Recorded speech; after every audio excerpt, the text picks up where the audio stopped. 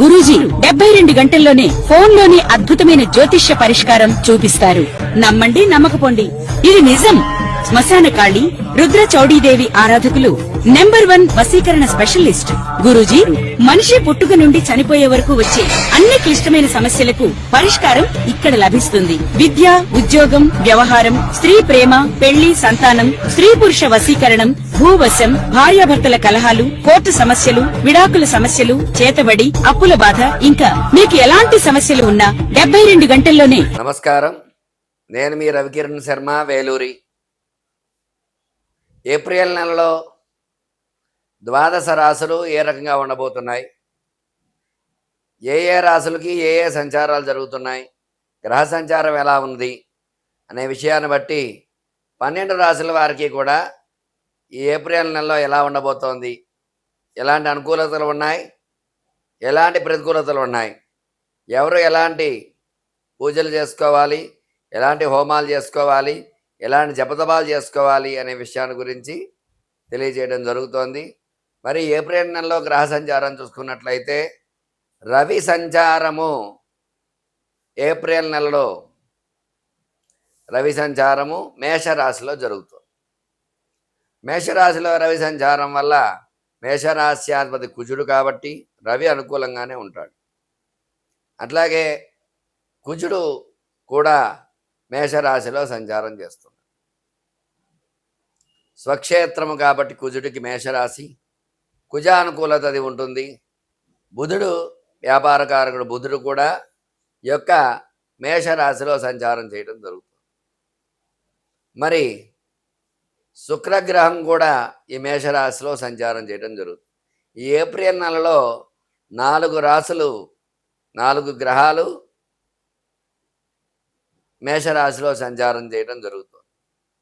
తద్వారా ఈ మేషరాశి వారికి అనుకూలతలు ఎలా ఉంటాయి, ప్రతికూలతలు ఎలా ఉంటాయి అనే విషయం కూడా మనం తెలియజేయచ్చు. అలాగే శని భగవానుడు మీనంలో సంచారం చేస్తున్నాడు. మరి రాహు మకరంలోకి సంచారం చేస్తున్నాడు. గురుడు కర్కాటకంలో సంచారం చేస్తున్నాడు మే వరకు కూడా. మరి ఈ రకంగా ఈ నవగ్రహ స్థితిగతులను బట్టే మానవుడి యొక్క జీవితం అనేది ఏర్పడుతుంది. ఈ నవగ్రహాలు పరిపాలించే పరిపాలనా విధానాన్ని బట్టే మనకి ఏ రకంగా ఉండబోతోంది, ఏ రాశి వారికి ఏ ఫలితాలు జరుగుతాయి అనే విషయం క్షుణ్ణంగా చెప్పగలుగుతాం. అయితే ఈ సంవత్సరము పరాభవ నామ సంవత్సరం. పరా అంటే సాధించడానికి వీలైనటువంటిది అని కూడా చెప్పబడుతుంది జరిగింది. అంటే దేన్నైనా సరే సాధించగల స్థితిని పొందగలిగే సంవత్సరము. భవ అంటే స్థితి, ఓర్పు, సహనము ఉంటే ఈ సంవత్సరం ఏదైనా సాధించవచ్చు అని అర్థం. అందువల్ల కష్టం వచ్చిందని అసహనం చెందకుండా, సంతోషం వచ్చిందని ఆనందపడకుండా, సౌమ్యంగా భగవత్ ఆరాధన ఎవరైతే చేసుకుంటూ ఉంటారో వాళ్ళందరికీ కూడా ఖచ్చితంగా దైవానుగ్రహం కలిగి ప్రతికూల ఫలితాలు ఉన్నప్పటికీ కూడా భగవద్ అనుగ్రహం ఉంటే ఖచ్చితంగా ఎలాంటి ఇబ్బందులు లేకుండా సౌమ్యంగా వెళ్ళడం అనేది జరుగుతుంది. అందువల్ల ఈ యొక్క రాసుల వారందరికీ కూడా ద్వాదశ రాసుల్లో సంచార స్థితిగతులను బట్టి ఏ రకంగా ఉండబోతోంది, ఎలాంటి పూజలు హోమాలు చేసుకోవాలి, ఎలాంటి అనుగ్రహం ఉంటుంది అనే విషయాన్ని మీకు వివరంగా తెలియజేయడం జరుగుతుంది. నమస్కారం. నేను మీ రవికిరణ్ శర్మ, వేలూరి. ఏప్రిల్ నెలలో మిథున రాశి వారికి ఏ రకంగా ఉండబోతోంది, ఎలాంటి అనుకూలతలు ఉన్నాయి, ఎలాంటి ప్రతికూలతలు ఉన్నాయనే విషయాన్ని చెప్పడం జరుగుతోంది. ఏప్రిల్ నెల మిథున రాశి వారికి పట్టిందల్లా బంగారం అవుతుంది. గ్రహానుకూలత ఉంది కాబట్టి మిథున రాశి వారికి వ్యాపారంలో విజయకేతనం ఎగరవేయడం జరుగుతుంది.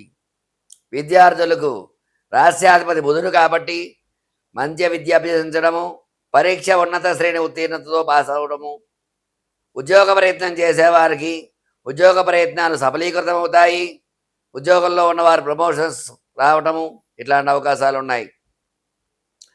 వివాహ ప్రయత్నం చేసేవారికి బుధ శుక్రులు కలిశారు కాబట్టి వివాహ అనుకూలతలు కూడా ఖచ్చితంగా ఉన్నాయి. వివాహ ప్రయత్నం చేసేవారికి ఖచ్చితంగా వివాహం అయి తీరుతుంది. సంబంధాలు రావటము సెట్ అవ్వటము జరుగుతుంది మిథున రాశి వారికి. సంతాన ప్రయత్నం చేసేవారికి సంతాన అనుకూలతలు ఉన్నాయి. శుభవార్తలు వినే అవకాశం ఉంది. సినీ పరిశ్రమ చూసుకున్నట్లయితే అనుకున్న రోజున సినిమా రిలీజ్ చేయటము, తద్వారా సినిమా బ్లాక్ బస్టర్ అయ్యే అవకాశాలు ఖచ్చితంగా ఉన్నాయి. రియల్ ఎస్టేట్ రంగం చూసుకున్నట్లయితే గతంలో పోల్చిన దానికంటే ఇప్పుడు కొంచెం ఇబ్బందుల నుంచి బయటపడి ఫ్లాట్స్ అవి సేల్ చేయటము, తద్వారా అనుకూలంగా వచ్చే అవకాశాలు ఉన్నాయి. స్టాక్ మార్కెట్లో స్టాక్స్ పెరిగే అవకాశం ఉన్నాయి. మిథున రాశి వారికి బుధ శుక్రుల కలయిక వల్ల మిథున రాశి వారికి అనుకూలతలు ఎక్కువగా ఉన్నాయి.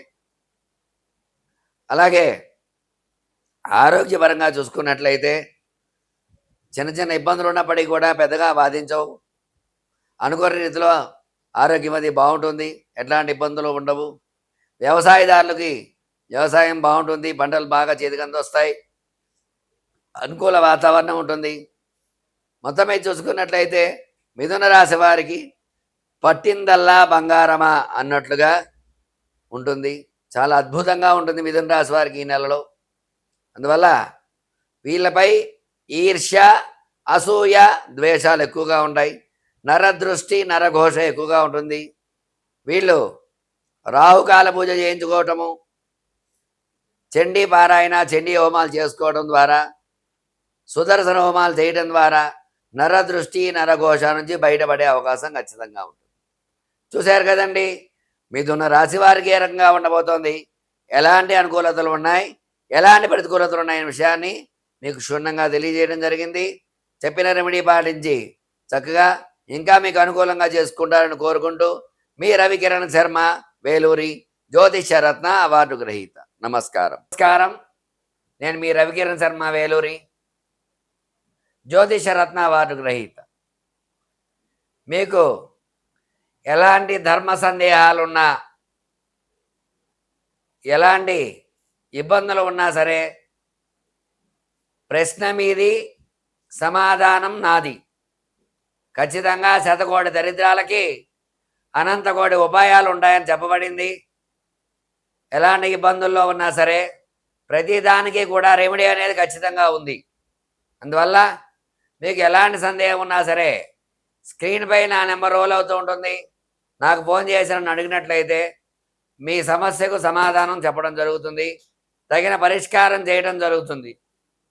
ఖచ్చితంగా విశేషమైన పూజలు, హోమాలు, యజ్ఞాలు, యాగాలు, క్రతువులు అన్నీ ఉన్నాయి. అన్నీ కూడా నా ఆధ్వర్యంలో చేయించడం జరుగుతుంది. మీకు ఎలాంటి సందేహం ఉన్నా సరే నా నెంబర్ని కాంటాక్ట్ చేసి నన్ను సంప్రదించవచ్చు. నమస్కారం. మీ రవికిరణ్ శర్మ, వేలూరి.